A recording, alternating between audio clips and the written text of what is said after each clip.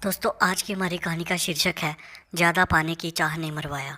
एक पढ़ा लिखा शिक्षित आदमी था, पर वह गरीब था और शिक्षित होने के कारण उसे अपने गांव के बगल में ही एक फैक्ट्री में अकाउंटेंट की नौकरी मिल गई। मगर उसके पास एक साइकिल भी नहीं थी। वह अपनी नौकरी पर समय से पहुंच सके, ऐसा उसके पास कोई साधन नहीं था। इस कारण उसे अपने घर से समय से 2 घंटे पहले निकलना होता था, ताकि वह समय पर अपने काम पर पहुंच सके। कुछ महीनों तक इसी प्रकार चलता रहा और धीरे धीरे उस आदमी की आर्थिक स्थिति में भी सुधार होने लगा। मगर जैसे जैसे उसके आर्थिक स्थिति में सुधार होने लगा और उसके पास कुछ धन एकत्रित हो गया, वह सोचने लगा कि अगर मैं एक साइकिल खरीद लूं तो मेरा हर दिन का 4 घंटे बच जाएंगे और मैं समय से घर से काम पर निकलूंगा और समय से घर पे ही आ जाऊंगा। साइकिल खरीदने के लिए और धन चाहिए, जिसे एकत्रित करने के लिए वह चिंतित रहने लगा। मगर वह आदमी मेहनती था। कुछ ही महीनों में उसने अपनी लगन से धन एकत्रित करके साइकिल खरीद लिया और उसकी खुशी का ठिकाना नहीं रहा। अब वह समय से घर से निकलता और समय से काम पर पहुंचता। जिंदगी पटरी पर चलने लगी। कुछ महीने और गुजरे। बात मई महीने की है।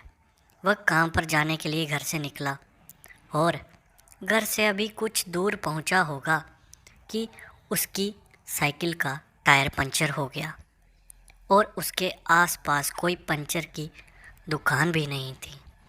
कारणवश उसे गर्मी और लू से भरी धूप में साइकिल को घसीट कर किसी तरह पसीने से लथपथ काम पर पहुंचा।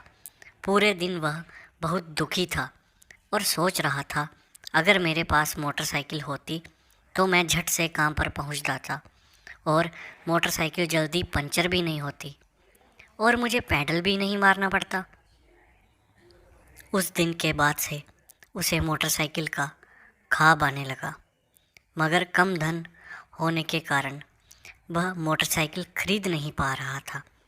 कारणवश वह दुखी रहने लगा और अब उसे खाना भी अच्छा नहीं लगता था और साइकिल से काम पर जाने में उसको अपनी बेइज्जती लगने लगी। साल गुजरे, फिर एक दिन उसने मोटरसाइकिल खरीद लिया और उसकी खुशी का ठिकाना नहीं रहा। मारे खुशी के उस दिन उसने खाना तक नहीं खाया। दिन गुजरते रहे, सब अच्छा चल रहा था और उसका प्रमोशन भी हो गया और कुछ महीनों बाद उसकी शादी भी हो गई। फिर एक दिन जब वह फैक्ट्री पहुंचा तो उसने देखा कि उसका कलीग ने नई कार खरीद ली है और अपनी कार से काम पर आया है। फिर क्या, अब उसके दिमाग में कार घूमने लगी और वह चिंतित रहने लगा। फिर एक दिन जोश में आकर उसने लोन लेकर कार खरीद ली और कार से काम पर जाने लगा। समय के साथ उसका परिवार भी बढ़ता गया। फिर क्या, परिवार का खर्च, बच्चों की पढ़ाई और कार का लोन, कारणवश उसके खर्चे का बोझ बढ़ने लगा और वह फिर दुखी रहने लगा।